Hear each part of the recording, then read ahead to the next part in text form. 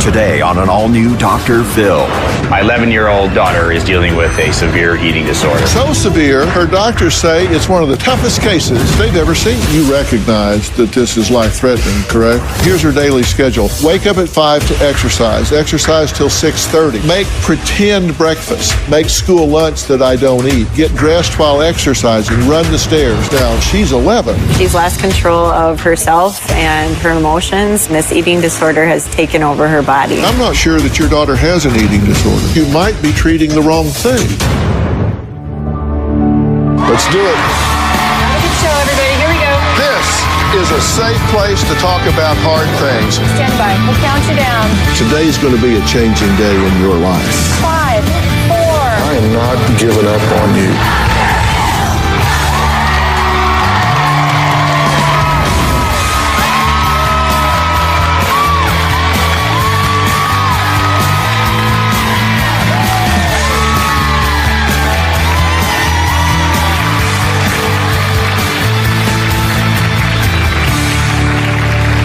Celebrity culture glamorizes the perfect body and trends on social media and are making headlines for pro-anorexia content, allegedly encouraging users to try dangerous diets as they scroll through.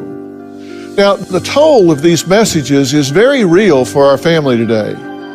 Matt wrote to me desperate for my help because his 11-year-old daughter, Hannah, has developed what he believes to be a severe eating disorder.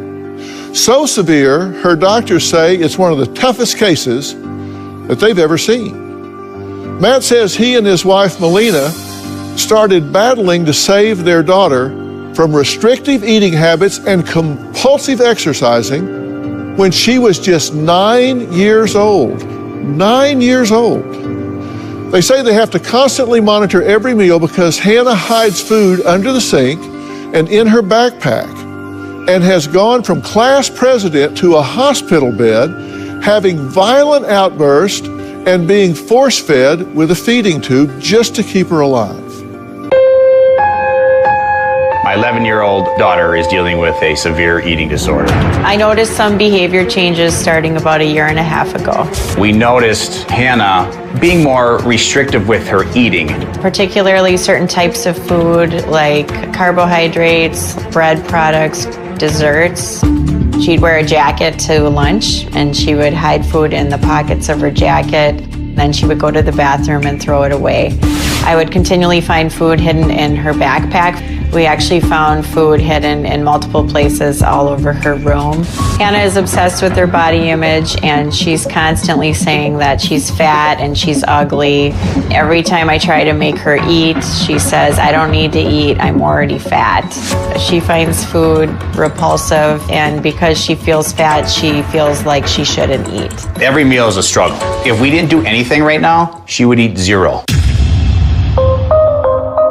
She has what has been deemed an exercise compulsion. My daughter would set an alarm at 2 or 3 o'clock in the morning and have a workout routine going of 30 air squats, 30 jumping jacks, 15 sit-ups on repeat times 3.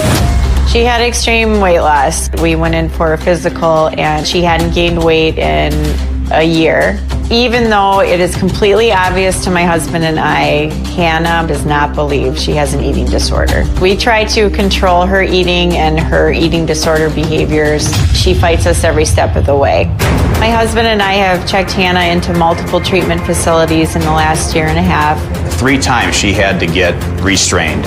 It's so hard to watch 6 guys restrain your 11-year-old little girl. Don't ever touch me again! Leave me alone! Get out! Let go of me! Let go of me! Let go of me! Breathe! Let go of me! My wife and I are in way over our head. I'm afraid this illness will kill her. I want my daughter back, period. Okay, Matt, Melina, this is very serious. You recognize that this is life-threatening, correct? Absolutely. This started when she was 9 years old. That's very young for someone to become that obsessed and focused on body image and start showing these signs Talk to me about her when she was 6, 7, and 8. Well, she was the sweetest girl. I mean, she still is the sweetest girl, but most happy-go-lucky, most outspoken, best eater, I'd say, of our 3 kids. Right. Good at everything. You know, she was the kid I didn't worry about at all.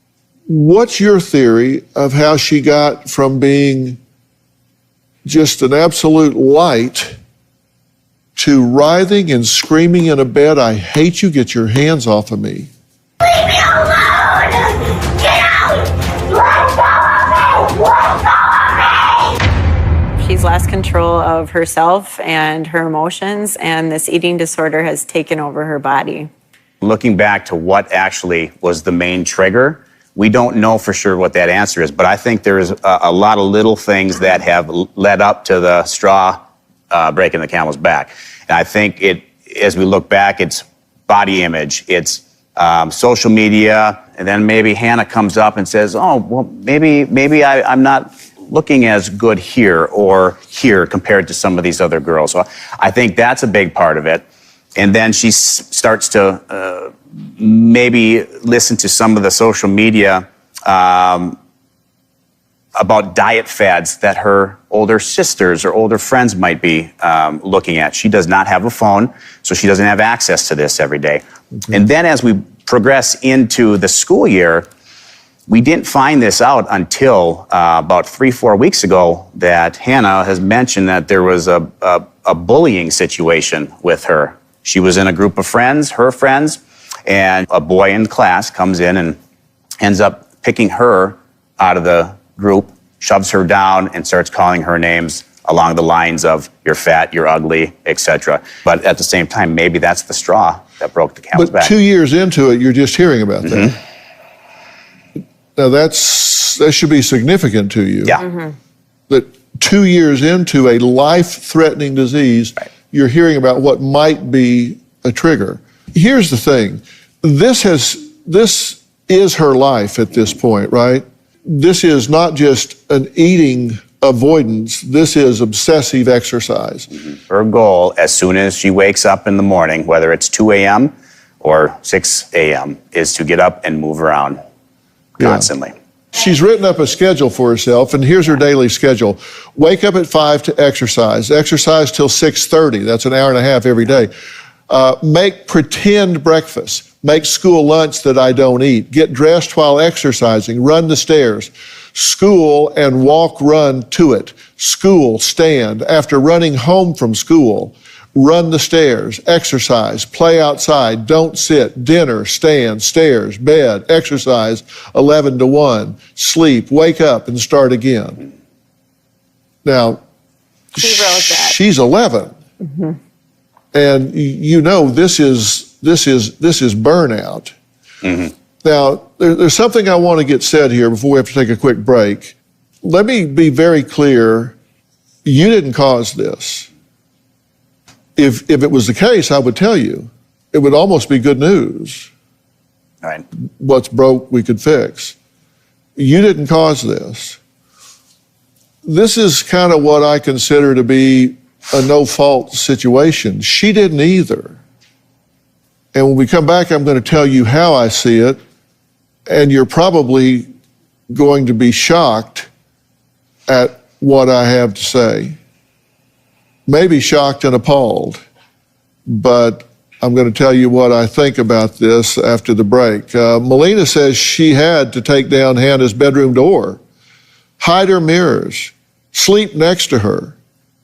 Why did she go to all of those extremes? And what do I have to say that I think is going to be so shocking to them? Find out when you come back.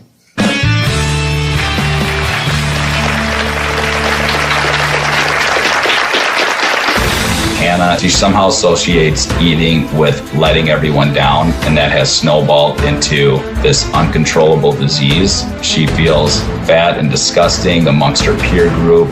I do not think Matt and Melina are doing a good enough job monitoring it.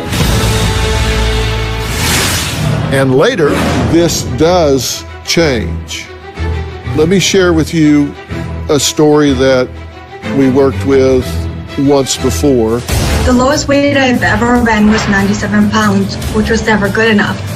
When I came to Dr. Phil, I was on my last breath. I had to fight for whatever I needed to do to stay alive. Tomorrow. You dispute that you drugged and raped her. That never happened. Steven totally attacked me. She started slapping me. He body slammed me. I started spewing blood. You say that he has cheated at least 10 times with other women. She was your lover. She's a nude stripper. She was an exotic dancer. She's always wanted to study architecture. I was her mentor. You're humiliating me on national TV. I think they're laughing at him for thinking you're going to believe that. That's tomorrow. Then on Friday, a missing toddler. He was last seen on a surveillance video with his mother. Investigators found a blood-stained sheet. Your fear is that this child has met with foul play. That's Friday. My daughter would run the stairs like a treadmill. We can't stop it. I would sit on the stairs. I would try to hold her. If I would get more restrictive to her, like trying to hold her, she would fight me. She will scream, "I'm fat. I'm ugly, I'm no good, I don't want to be here. I should be in heaven right now." We don't know where this negative self-body image came from. Matt and his wife Melina say their family is living in full-blown crisis mode because their 11-year-old daughter Hannah's eating disorder and compulsive exercising is actually putting her life in danger. Now, Hannah's Uncle Michael says her disease is pulling the family apart. Matt and Melina do promote a competitive environment. There is a mentality where everyone is trying to keep up with the Joneses, and with that just comes a lot of pressure. I do believe that this started off as a rebellion to gain more control over her decision-making in her own life. Hannah, she somehow associates eating with letting everyone down, and that has snowballed into this uncontrollable disease. She feels fat and disgusting amongst her peer group. Hannah just feels like her world is spinning out of control. She came to my house and I would watch her stare at food, and I could visually see her saying, okay, if I eat this, I'm going to get fatter and more disgusting and less love, and I already hate myself. The disease is winning that battle. She feels trapped. She feels like she doesn't have any control over anything. For the last year, Hannah's had access to cell phone and iPad and laptop. Hannah and her entire peer group believe that body image is extremely important at a very young age. I do not think Matt and Melina are doing a good enough job monitoring it. Matt, Melina, and our entire family are at the breaking point. It is Hail Mary time with this. Our entire family is fighting to save Hannah's life, without a doubt. Well, Michael's joining us virtually now. Michael, thank you so much for being here. You believe that this is kind of all hands on deck to save this child from herself, true? Yeah. I just feel so awful that, that they're going through this. Now, I said I was going to say something when we came back that might be shocking to you and maybe even appalling to hear. And so what is it? And what is it is I'm not sure that your daughter has an eating disorder. And you say, well, how can you say that? I mean, look she's hiding food. She's obsessively exercising. She has every behavior of an anorexic. Mm-hmm. She checks every box. There's no question that she has all of those behaviors, but the question is, why, and is that an expression of something else? Sure. And the reason that that's so important is you've been to treatment facilities, you've done inpatients, you've done outpatients, you've done therapists, you've done this kind of doctor, that kind of doctor, and nothing has worked. Mm-hmm. So you have to ask yourself the question, why? And one answer is that this anorexia is a very difficult disease to treat. It is a lifelong struggle. It is resistant to treatment. It is subject to relapse. It's like a drug addiction. It is tough. That's one. Another explanation is that you might be treating the wrong thing. And if it is an expression of an underlying condition, an underlying disorder that is not being dealt with, then of course it's going to continue to express itself. And repeat, yeah. because you're building a house on sand because you're not dealing with what's under it. And as I look at this, I'm very bothered by labels. Labels really bother me a lot. And labels sometimes cause more trouble than what they describe. It's called iatrogenic labeling. If you label someone intellectually challenged and you put that in their school record, then everybody starts treating them as intellectually challenged. And they label themselves intellectually challenged, then they start to behave consistent with the label. And I'll guarantee you, she is living to the label of anorexia. And the fact that 2 years in, you're just learning about a possible huge trigger that wipes out her self-esteem and her self-worth and her self-image tells me that there could be a family dynamic here that underlies a lot of this. Now, why would she choose this instead of something else? Well, the most basic function when someone is out of control is what they take in and what they put out. And if she's feeling out of control, if she's feeling powerless, those are two things she can control, right? Yeah. If she's comparing herself to her sister, who, let's face it, is a tough act to follow, right? Yep. You can feel pretty powerless. So what do you control? I can't outshine her. I got to control something. It's real easy to regress to some basic functions. And you said, this is a child I didn't have to worry about. She was maintenance free, right? And when you're maintenance free, how much attention do you get from the mechanic? Not much. So when you're maintenance free, you don't get much attention from the mechanic, but then there's a way you can. You become high maintenance. Now, coming up, Hannah wanted to live with her Aunt Whitney rather than go home after a treatment stay. Why would that be? Why would she want to go somewhere else? We'll meet Whitney after the break.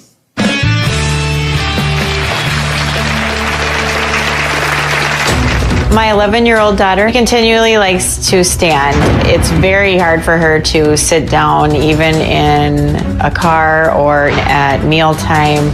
She's constantly feeling the need to move or rock back and forth, like she needs some motion all the time. She is obsessed with exercise. She won't want to sit. She wants to constantly burn whatever she's got to take in. It's non-stop drama. Do you know the difference between right and wrong? Yes, doctor. All month long. You allowed her to go to bed at night thinking my mother has terminal cancer when in fact you are cancer-free. On Dr. Phil. You told me that I have to pull the plug and it's a lie? Like, you're disgusting. Alexandria has gone to the emergency room 600 times. Sometimes it can be like 3-4 times a week. You got off a plane because you thought you were having appendicitis. I would feel like something is wrong, like in that moment. And then I just literally start panicking. Real talk. You want to force me to believe that the son that I gave birth to is a woman. I don't want your approval. You'll never have it. I don't need it. You won't get it, sir. Dr. Phil May. That's not what... Excuse me, I'm not done. Well, you have to be done at some point. You have to let someone else speak.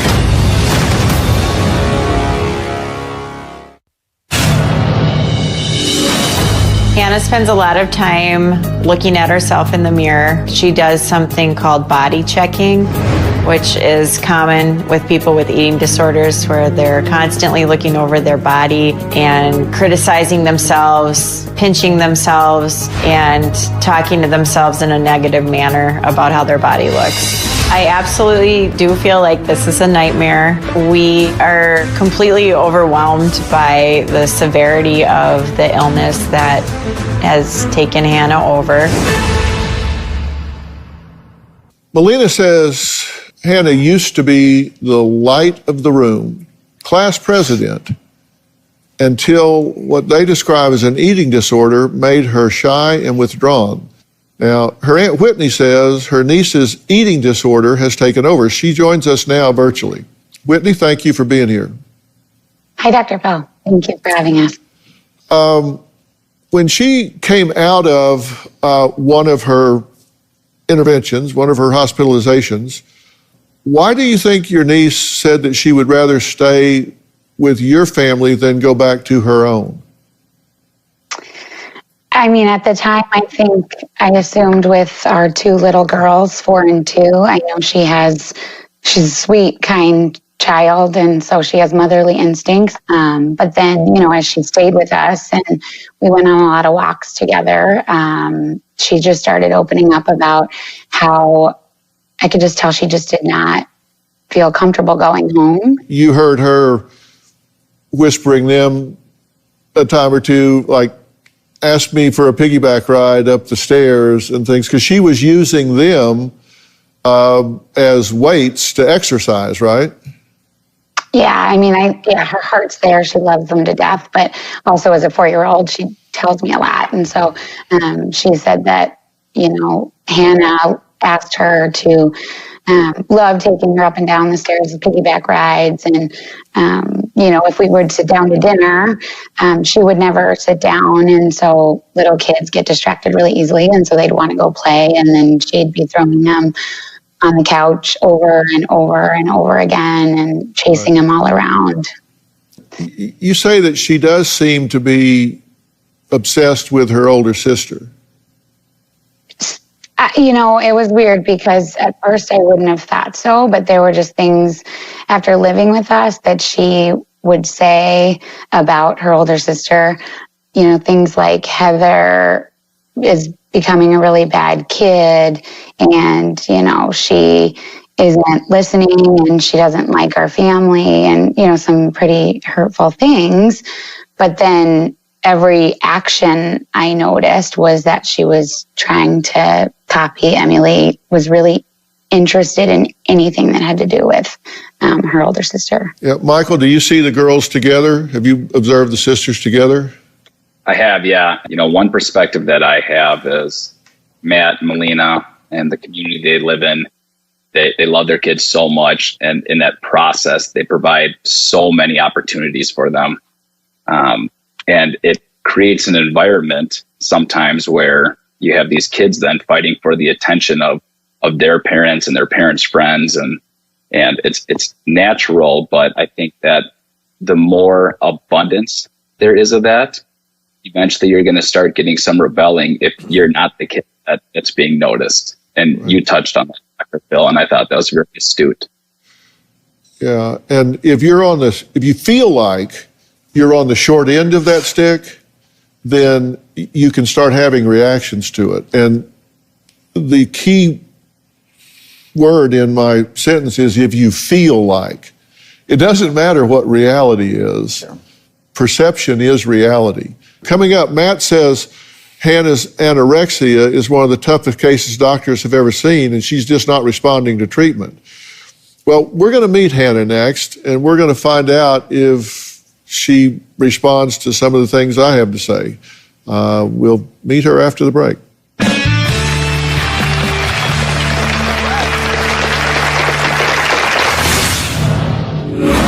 They think that your health is in jeopardy because of poor nutrition. What do you think? Stuck in a rut? I'm spilling the secret to a career pivot. With Jenny Hutt, the woman who's done it all. Jenny knows a thing or two about making a career change. Lawyer, host, entrepreneur, author. When things aren't going exactly the way you anticipated, it's okay. It just means there's an opportunity to try something different. I've Got a Secret with Robin McGraw. Trust and believe what's happening is supposed to happen. Subscribe and listen on Apple Podcast or Stitcher. My daughter does suffer from body dysmorphia. She looks at herself in the mirror and she sees an individual that's overweight, that is not good enough, that should not be here. I cannot say, Hannah, you're beautiful. I love you. She gets upset with that and she starts to escalate. That's why we are so scared. Hi, can I help you, sir? No. Hey, girl. Hi. How are you? Fine. Good. It's good to meet you. Have your ears been burning? We've been talking about you. Your parents are concerned enough that you guys drove a long way to get here. They think that your health is in jeopardy because of poor nutrition. What do you think? I don't think so.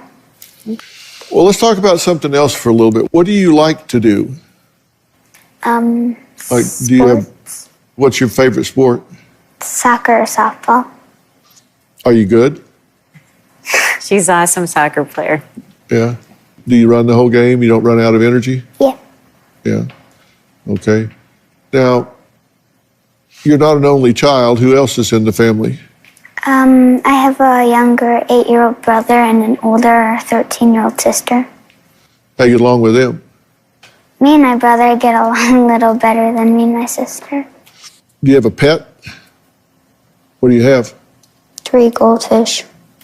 They all have names. What's your pet that you would really like to get? A dog. I just got 2 new dogs. I bet my wife would like you to take them home with you because I got a couple of rescues, and they turned out to be a lot bigger than we thought they were going to be. Oh, cute. Cute. They're like Really? 3 months old there. If they didn't bark, I would think they were polar bears. When I got them, I could hold one in each hand, and now they're like 70 pounds apiece. That's cute. What kind of dog do you want? A teddy bear Maltese. They're good dogs, yeah.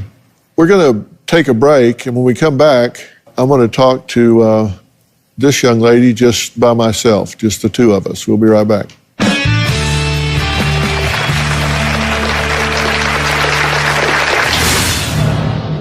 I wanted you to know that I don't think there's anything that you're doing that you should be in trouble for or anything like that. So I do think that what you're doing is not healthy, but I just don't think it's your fault. Tomorrow on an all-new Dr. Phil. You say that he has cheated. She's a nude stripper. She's always wanted to study architecture. I was her mentor. You're humiliating me on national TV. I think they're laughing at him for thinking you're going to believe that. That's tomorrow.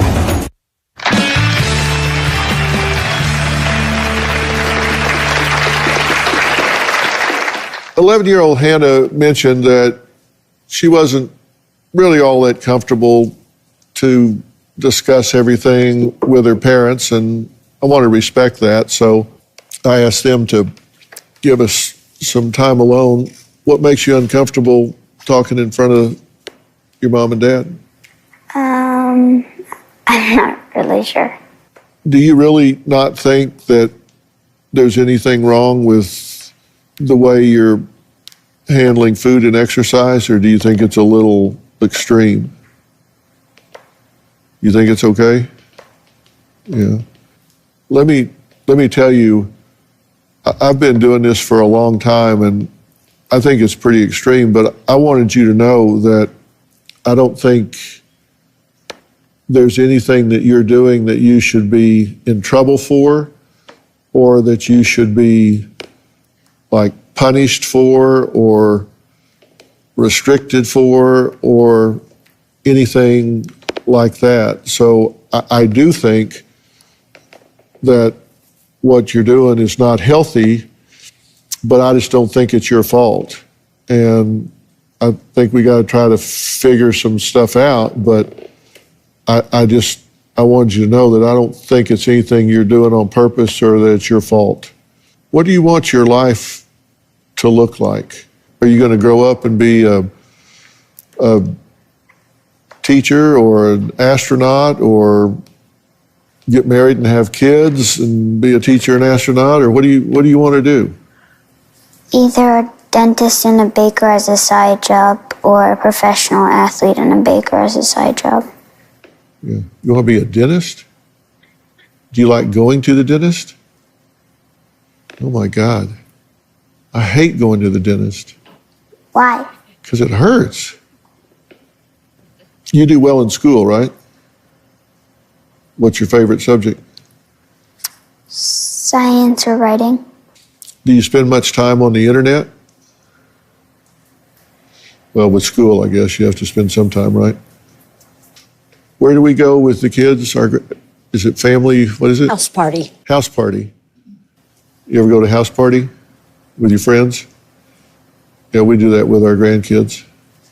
That's kind of fun. When you can't see them, you can at least go there. Well, I was really interested in meeting you, and I appreciate you coming here and talking to me. We're going to take a break now, and I'm going to let Hannah go, and I'm going to bring her parents back. So it's going to be like running relays here. So say hi to my wife as you're leaving. Hi. We'll be right back.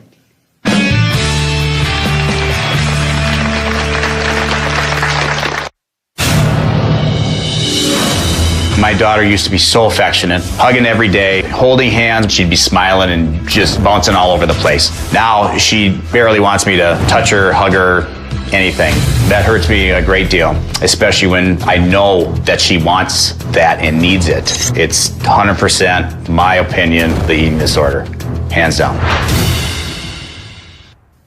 Well, I'm back with Matt and his wife, Melina. They say the more they try to get Hannah to eat, the more she's pushing them and food away.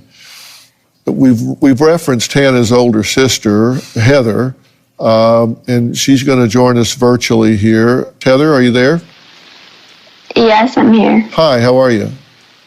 I'm good. I'm curious to kind of hear your take on your little sister. How do you think she's doing as far as her eating and exercise and all? Do you think it's extreme? Yeah, I do. Do you think she compares herself to you? Yes. Why do you say that? Because my mom talks about it a lot. And because she looks up to me, I feel like that I should be a role model to her, but me and her have different personalities. So I feel like she will compare herself to me when I am more like outgoing than her in a way. Mm-hmm. One thing I want to be very, very clear about. I think your sister does have a very serious problem. And I think it is a life-threatening problem. And I think there is a path out of this forest. And I'm going to describe what that is with your parents here.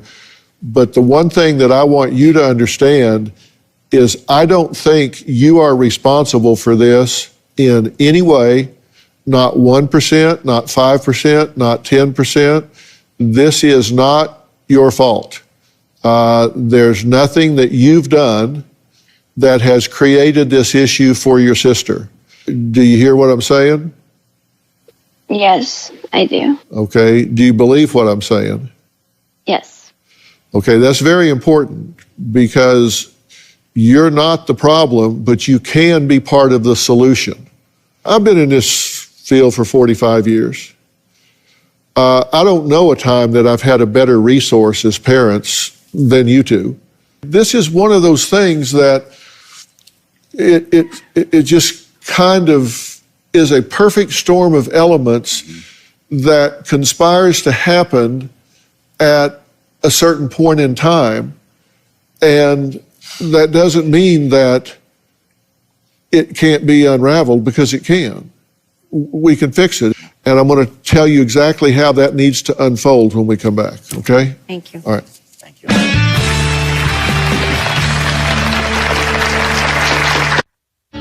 Want to know what's coming up on Dr. Phil? Visit our website and subscribe to our newsletter. You'll get weekly updates, life strategies, and exclusive video that you won't find anywhere else. Plus, on drphil.com, you can see sneak previews of upcoming shows. Log on today.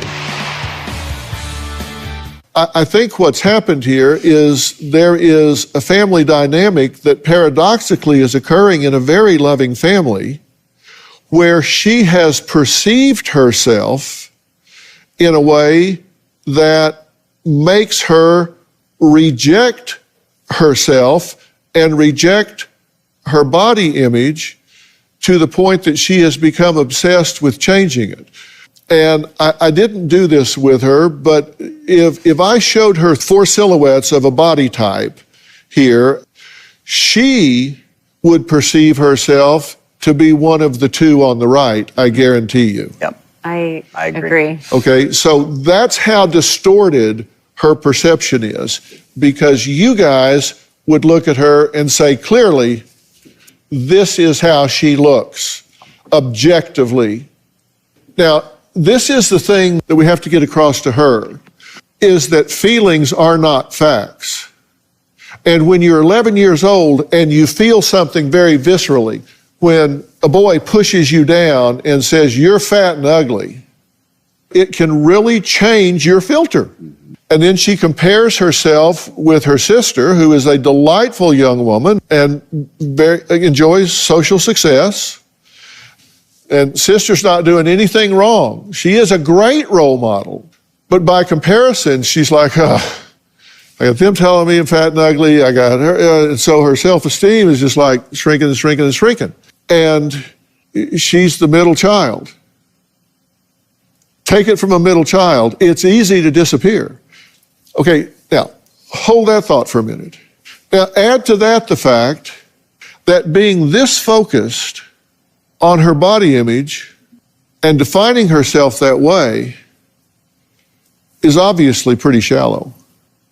The good news to that is it's easy to overcome.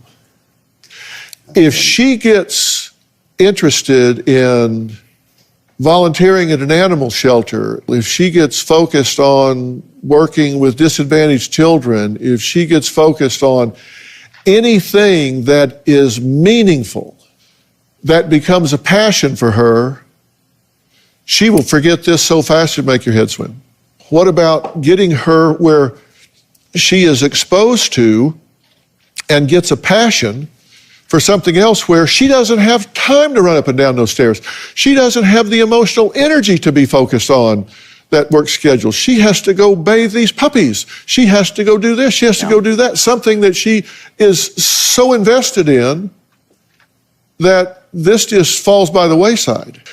And not one eating program you have taken her to focuses on any of that. No. It does not focus on her position in the family. It does not focus on your dynamic with how you engage her. The family dynamic has to change.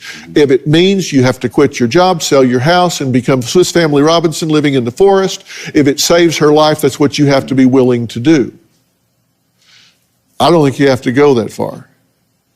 This does change. Let me share with you a story that we worked with once before. Matt's actually been in touch with one of my former guests, Jessica, who suffered from an extreme eating disorder. Take a look at this.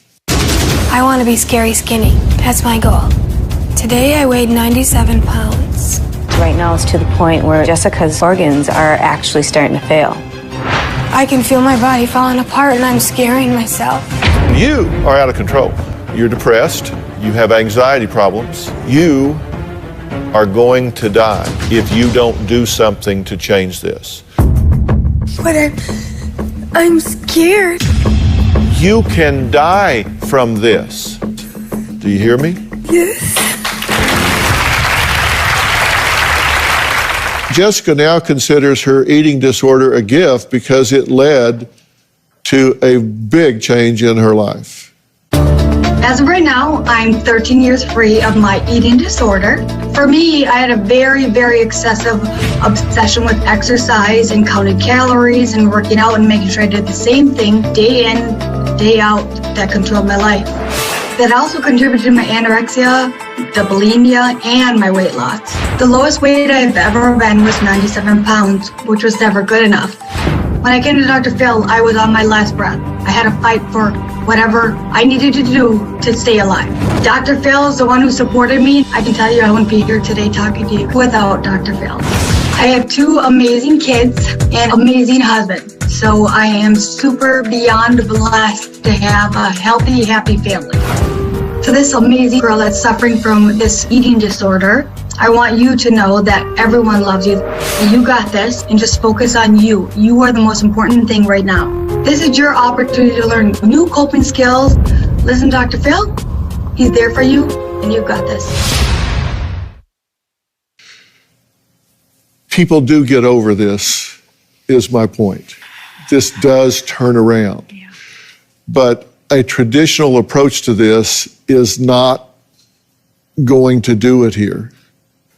You've got to change that family dynamic, and then you've got to realize this is one-dimensional. She's got to find a passion. And when she does, there is a very good chance this will disappear. Maybe the dog. Maybe the dog. And maybe she volunteers for 3 months in order to earn the dog. And she's got to understand her feeling of being less than, her feeling of being fat when she's not. She's got to start testing those feelings and realizing those aren't facts. I've got to go with facts. I am loved. I am not eating enough. I've got to trust facts instead of 11-year-old feelings. Yeah. Feelings aren't facts. When you get her to understand that one sentence, her world will change. Right. And you do it by finding a competing passion and changing this family dynamic. Okay. All right, I want to thank all of my guests today. If you're looking for more information about today's episode, you can log on to drphil.com. If you want to join me on Facebook, we'll be talking about this. You can find me on Twitter and Instagram and TikTok. And don't forget to subscribe to Robin's podcast, I've Got a Secret. Let me tell you, she has a lot of secrets, and she's ready to share them with you. She discusses all of life's little secrets with amazing guest stars like Dana Vollmer and Dr. Charles Sophie, where they discuss the secret to claiming your gold medal life. So subscribe and find out the secrets to living your happiest and healthiest life. Thanks. Be safe. We'll see you next time.